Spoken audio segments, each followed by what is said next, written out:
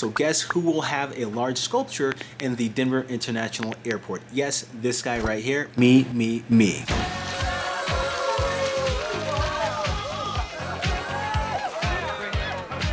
So I won the largest public art call of my career to date recently. It is a large sculpture, this concept right here. I will be installing this in 2025 in the Denver International Airport. It is the third busiest airport in the world with over 60 million people going through it every year. And this piece is basically inspired by all of Colorado. It's in the infinity shape, so when you're far away, you see this infinity shape, sort of like this landmark.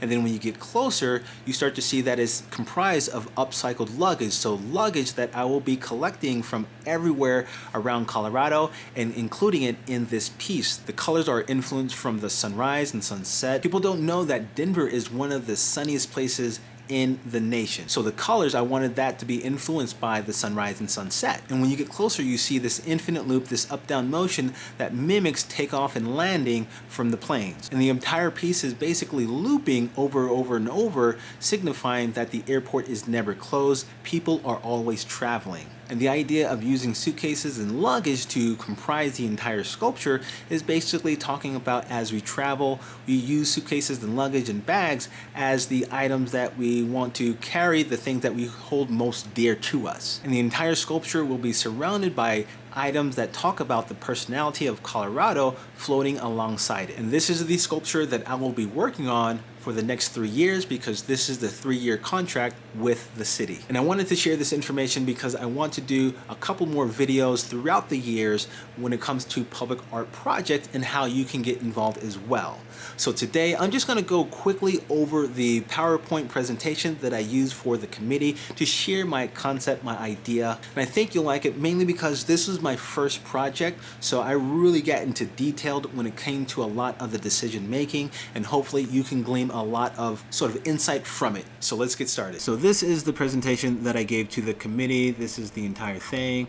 I did a title page and then I went into my background and the whys behind some of my decision making that I did for this project, and talked about how I grew up in a ton of different places. So this is me like in Fort Lee, Virginia. This is me in high school in Ramstein, Germany. So, you know, I used airports and we traveled a lot, lived in many different places.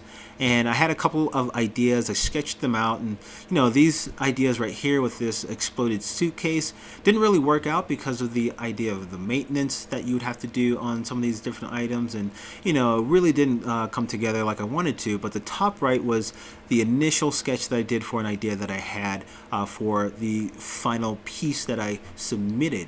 And then I talked about, you know, just going to the airport and just like mobbing around, actually going down the moving body escalator and just seeing the space in its entirety. So I did that as well. I went to the local thrift store, Arcs, here in Denver. It's like a Goodwill. I also went to Goodwill as well and just got a ton of suitcases. Went back to my studio, had this idea, and really just started putting it together like I envisioned. So after a ton of work prepping it, basically this is how it kind of turned out in the initial stage. This is how it turned out when I added some more items to it that have like this floating effect as well. And I love the idea and how, you know, it sort of looked, the color transitions, and a lot of the ideas that I had in my head, you know, it came out really well. So this is what I went forward with and started to design the actual piece around this concept. But I didn't know how to do that on like a larger scale, so I had to learn how to 3D model.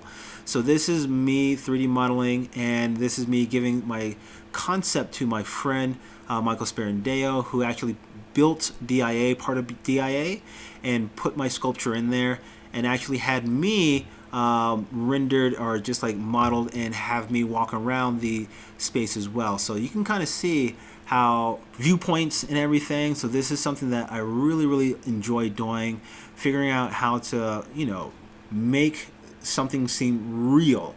So using Blender, using the program Unreal Engine is something that we relied on heavily. So this is something that I'm going to do from now on, is basically 3D render a lot of my concepts so that it makes it real for the actual committee. And the committee came back and said, like, this is something they never seen before, so it made them super excited, and it's one of the reasons why they were able to pick me, because they saw exactly what it would look like and feel like in that space. So this is another sort of more realistic rendering of this of the sculpture and everything. You can kind of see the colors and the different items that I wanted to include in the sculpture as well. So you see snowboards, a violin, a telescope, a hat, and all these different things represent different parts of Colorado. And I talked about the size of it, the shape of it. The shape is basically sort of like giving off this 24/7 nature of DIA. Everything's never closed. There's always a plane in the sky. So, it talks about the idea of infinite motion, talks about the idea of, the sunrise, sunset in Colorado. We have, the most sun out of many places in the nation. And then it talks about, the items that we would gather throughout Colorado would be upcycled, so gathering them from every different place and space and people, just to have something included into the sculpture that people can actually look at and say, hey, that's my bag right there. So it just gives more personality to the actual piece. And then we talked about the idea of, how do we coat the bags, because everything on here is going to be a different material. Every luggage is made out of something different, so we have to sort of make sure that this lasts for a long time. And over time, things warp, plastic warps, rubber warps, all that stuff. So coating this piece or the luggage and items in this polyurea, and making sure that we coat it correctly so that it lasts a long time. It leaves like a hard shell. This isn't the actual polyurea. This is actually just gesso that I used on the piece just for a demo. But the final piece will be in something like a polyurea.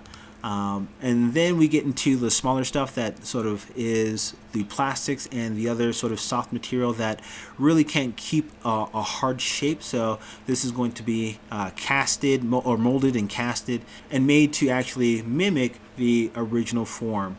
So that's something that we wanted to do. So like getting running shoes from someone who's done a marathon in Boulder, which is big on hiking and marathons and running. So getting something from them, getting something from the colleges to add in there, like footballs and volleyballs, all these different little items. And I talked about how everything's going to be suspended. Talked about the idea of having this sort of armature hold everything. So this armature will be built and basically have the luggage attached to the armature in this shape and have everything sort of compartmentalized so that it's easy to transport. That's one big thing we had to sort of figure out. And then also too, having LED lights. This is the initial idea of having LED lights embedded within the sculpture. So it has a back glow, but we may cut that from the final design, mainly because of maintenance. We want to make sure that everything is maintenance free. That's one thing I'm learning more and more about public art sculptures, is that you want to make sure that this can last a long time without having someone to have to repair it.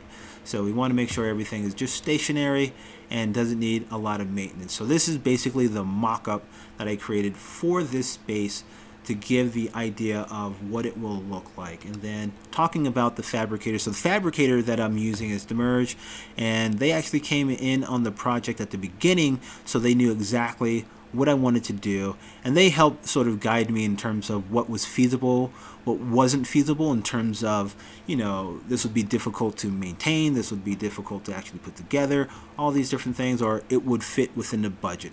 So they were a big help, and that's who I'm using to actually fabricate the armature, put all the luggage on the actual armature, and then transport it and install it. So this is something that I'm learning more and more about, is how to work with fabricators and actually communicate my ideas with fabricators. But in the end, I'm going to have a website once everything installed where people can go on that website on their phone and look at the different pieces of luggage and also get the backstory behind some of the different pieces of luggage so that they know exactly what we have in Colorado. So, it could be a bag up here from someone's grandma who immigrated to Colorado in the 1920s, and you're learning more about their family. Or it could be, the stock show that we have here that sort of has this hat. and you're learning more about the stock show through learning more about this hat right here. So that's something, like I said, I wanted to make everything upcycled so that I can gather stories from around Colorado and make something that's really, really engaging in the airport. And then you can kind of see the budget. This is a city project, so everything is sort of on the up and up and, you know, transparent. So this is the actual budget. The budget is going to change. The total budget is $450,000, but everything's going to change on here based off of inflations, because when you're doing public art projects, you have an idea of, you know, the budget, but everything changes. Everything will move around. My artist fee has already gotten cut almost in half because we got to figure out inflation and, you know, all these different things. So everything in here is going to change, but this is basically what I had to work with. And then, you know, we had a Q&A, but I also have like other sort of slides as well. I think I had more slides than this just in case things came up and people would ask questions. I can go down here and talk a little bit more about specifics. But yeah, the Q&A was basically, you know, them basically asking questions about the actual piece and durability, you know, the fire resistant coating, you know, was it going to be fire resistant, all these different little things people would ask about, and I had to have an answer or something close to an answer for them to make them feel comfortable about saying yes to this project. So hopefully you like that information. Hopefully it wasn't too long for you. I want to do more of these videos as I go on with the fabrication of this piece, so look out for those. Make sure you hit that bell notification, like, subscribe, and I will see you guys next time. Peace.